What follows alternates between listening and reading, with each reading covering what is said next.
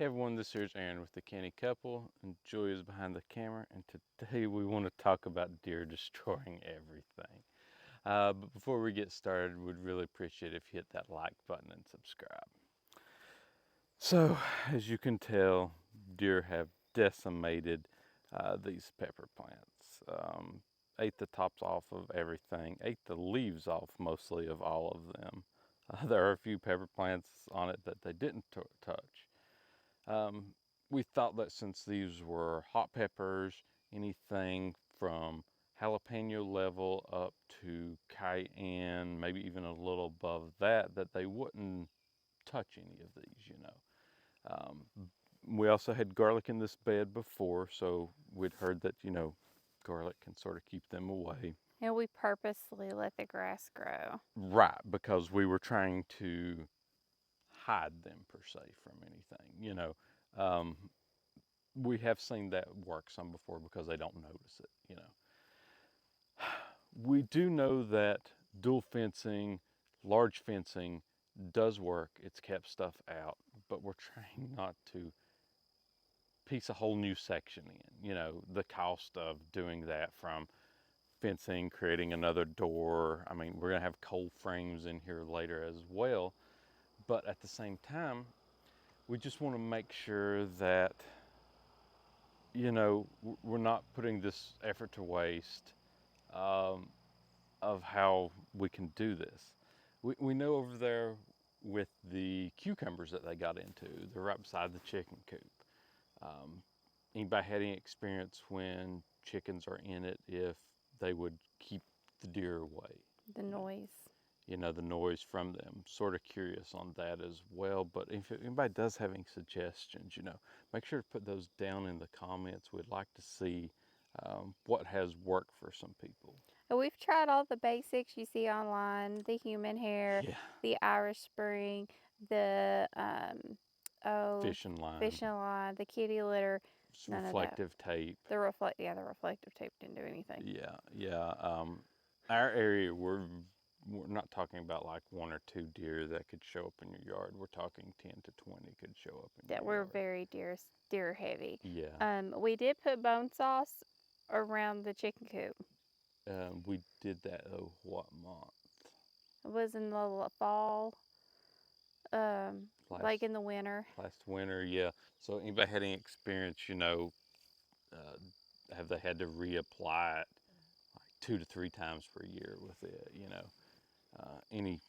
Anything, looking for suggestions.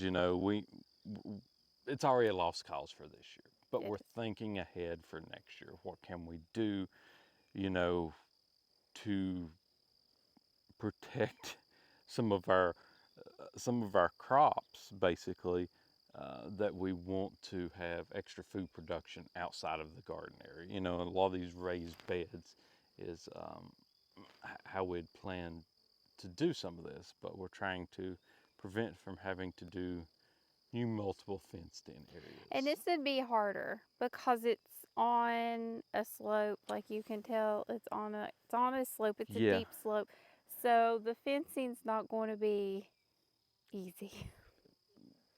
right. It's going to be sloped. You're going to have Loose fencing in loose the corners. fencing in certain areas.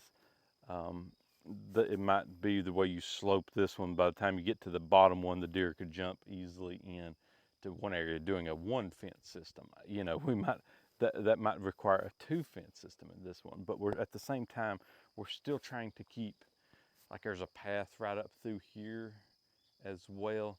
Eventually, that will be used as, probably one of our ways to get UTV up that way. So Exactly. we're trying to keep this area, as contained as possible, but while still trying to, like, have the extra food production from the raised beds. My thought, and tell me what you all think about it, is to take and put something in each of the corners here, in each of those four corners, and to do like a temporary, like, fencing, like the plastic fencing that's used for chickens, things like that. Um, we have that, and we can find some way to attach it in the corners. It's 12 feet long. Um, But again, we really don't want to deal with opening fencing, closing fencing, things like that again. Yeah, yeah.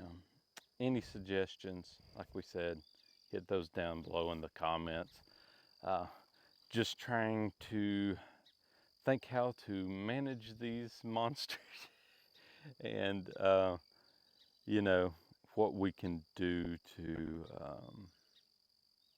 save our food production. But like we said, the hot peppers, though, you know, it isn't like we're going to be able to go source a lot of these out per se in our area. You know, we can find like, you know, some jalapenos, some banana peppers, but we ain't going to be able to find, uh, you know, the farms that have any of the cayennes or hotter peppers out in our areas. So probably have to be buying those more from the stores. Yeah, specialty place or Yeah. something. Okay, well, if you got any comments, questions, anything you want to see in a future episode, send those over to thecannycouple@yahoo.com. Make sure to go over and check out our link tree, which has links to all of our other sites that we have a social media presence on. And as always, Thank you for joining us on the Canny Couple, where we work hard, live simple, and enjoy life. Have a wonderful day.